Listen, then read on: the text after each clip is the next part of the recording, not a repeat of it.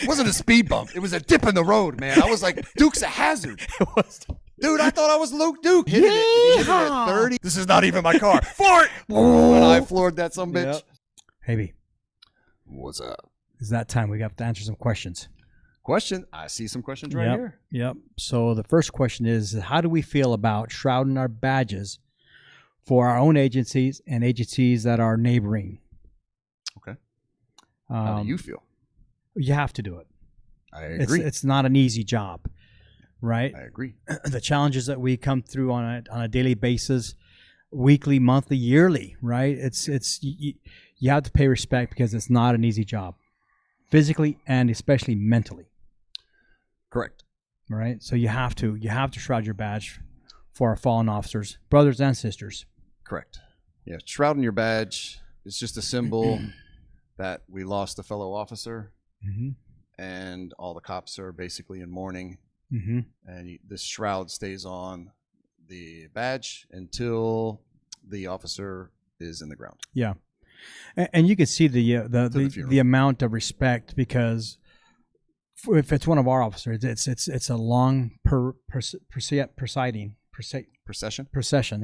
And people are pulled over on the side of the road, giving their respect. So it doesn't just affect Metro; it affects the city. You know. Yeah. Yeah, so it sucks. It's a tough day for everybody when that happens. Yeah, we just lost Officer Ty. Yeah.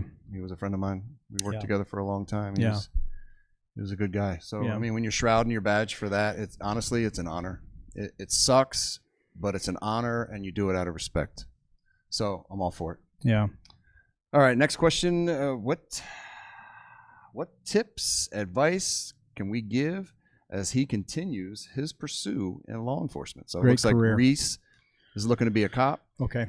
It is an amazing career. It's different nowadays than when we hired on. To me, when I hired on, being a cop, greatest job in the world. Yeah.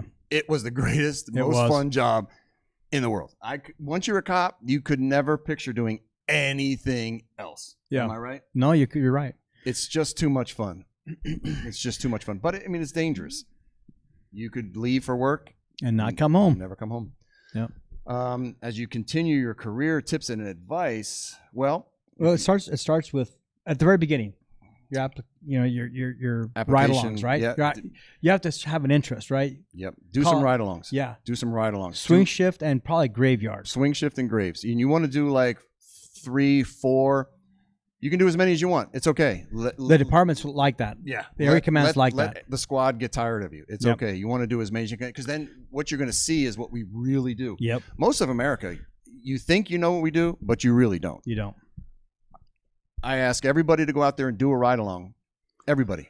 A whole shift, and see what we really do. Yep. It will be eye-opening. Eye-opening. Guaranteed. Yep. You'll think to yourself, I get to do this? This is great. Right? I get paid to do this. Yeah. It's an amazing feeling. Yep. You're the academy? Well, you have to remember the application. Right. Well, the application is. Yeah, but what you put on the application, you're married to the application, because when you go through backgrounds, they're going to hammer the application. You cannot change your mind one bit. He's right. So whatever you put in writing stays in writing and in your brain forever. Forever. It'll never change, because the polygraph, they're going to see if they can get you to change your answer. It's a scare tactic. Don't fall for it. Stay strong. They'll tell you you're being deceptive, and then they'll change your mind. Then you're. They told me I was doing gang activity.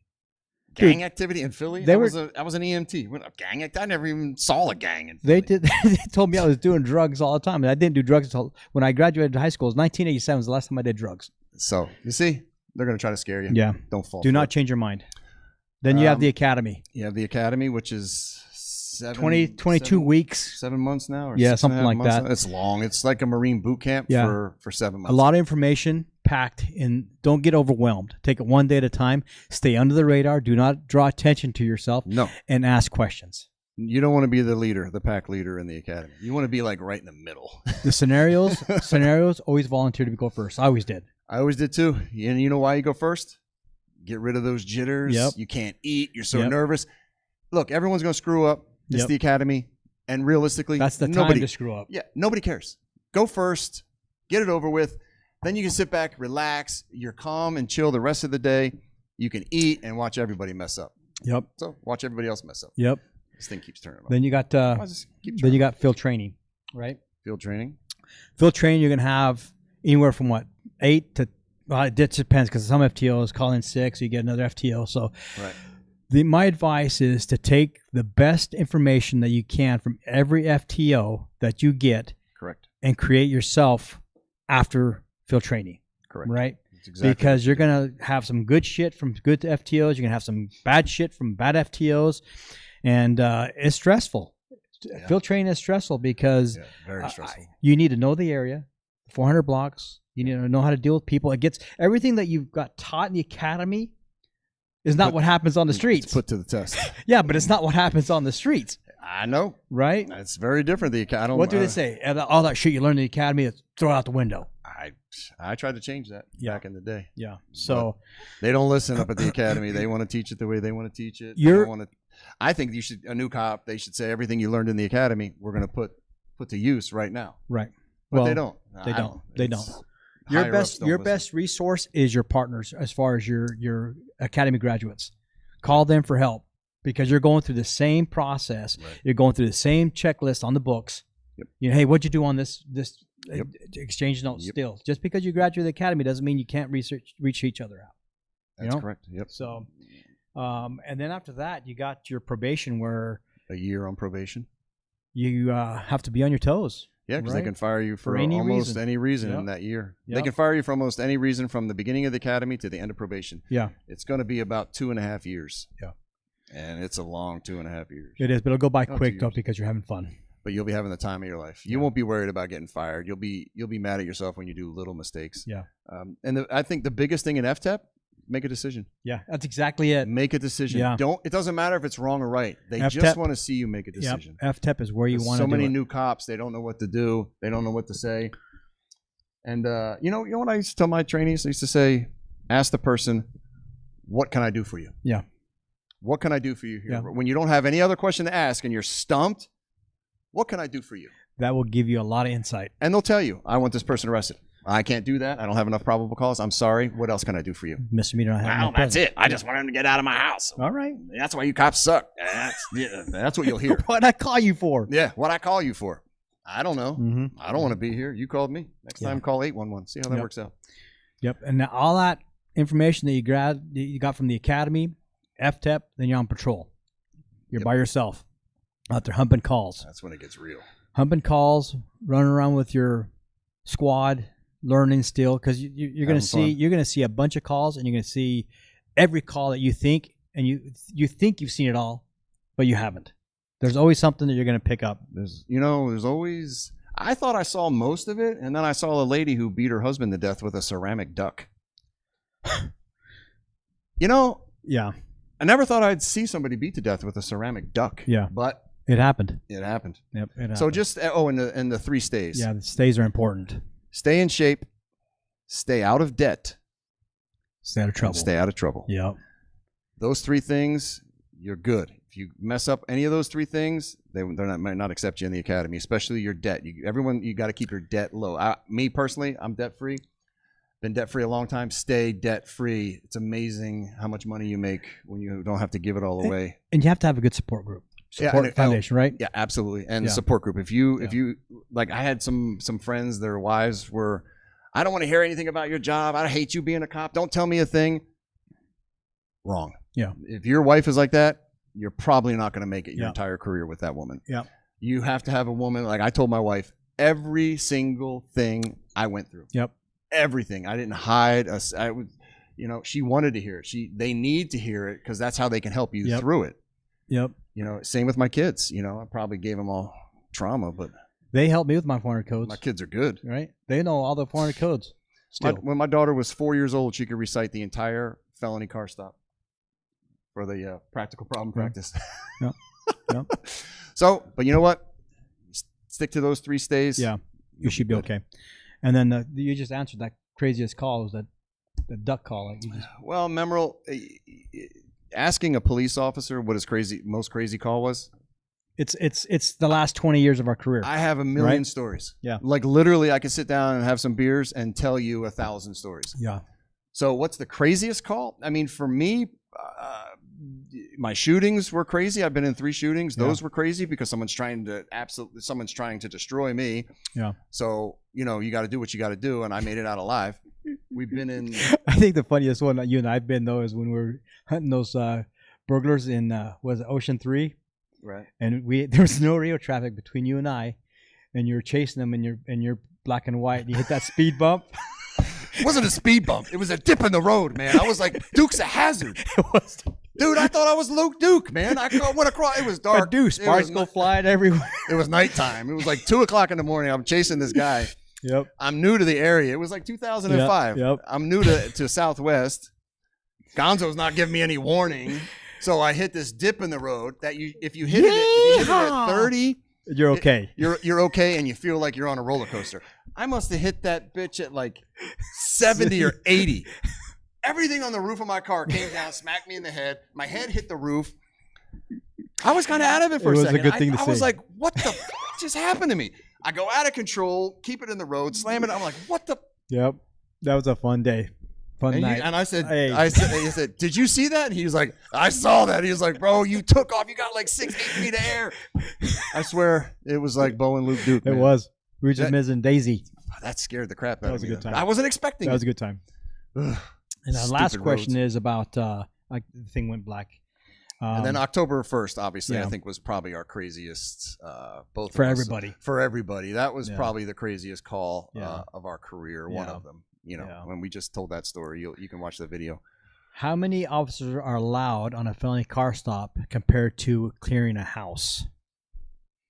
How many are allowed on a felony car stop? As many as you can get. Yeah. Because it's a felony car stop, meaning the person in that car committed multiple felony crimes. You want as many as possible. The problem with that, though, is that you have a lot of people yelling. Correct. Right? So you kind of have like a little bit of confusion. But if you can establish control. But with Metro here, we know right off the bat, contact, cover. Yep. If I yell contact, meaning I'm contact and he's cover, he ain't saying a word. Yep. Contact speaks for everybody. Yep. And we all know that. We train that. So as soon as I yell contact, cover, everybody knows I'm contact, means everybody shut up. I'm going to be the one talking to him, so there's not 60 people yelling, because that drives me nuts, too. Clearing a house, that could be one fucking cop, dude. Well, no, you never know. I know, but number one rule in clearing houses is you never do it alone. Shit. So you need at least 2. Yeah. And to do it safely, first, correct. Absolutely. And unlike in the movies, the cops don't go opposite directions. No. Okay? Stay together. I hate when I see that in the movies. They always split up. And what happens when they split up? They get got. They get got. They get caught. Somebody gets hit in the back of the head, whatever. Like, I didn't know that was going to happen. They get got. In real life, cops, you stay together. Yeah. Never leave your wingman. Right, Goose? That's right. Never leave your wingman. You hang in there. Damn, your hands are cold, bro. I know. It's freezing in here. All right. Like I'm in a refrigerator. But anyway, you never leave your wingman. So you do it together. Yeah. And then what about this? If it crosses different agencies, jurisdictions. For that, you just need the okay from the watch commander, who is a lieutenant, and the watch commander will come over the air, or you advise him. I actually had a pursuit with Highway Patrol. They were chasing a U-Haul. Guy committed armed robbery. I remember that. Chasing in a U-Haul. I think I was driving your car that night. It was all dusty. I was driving his car that night. He was off that night. I was driving his car. 1088.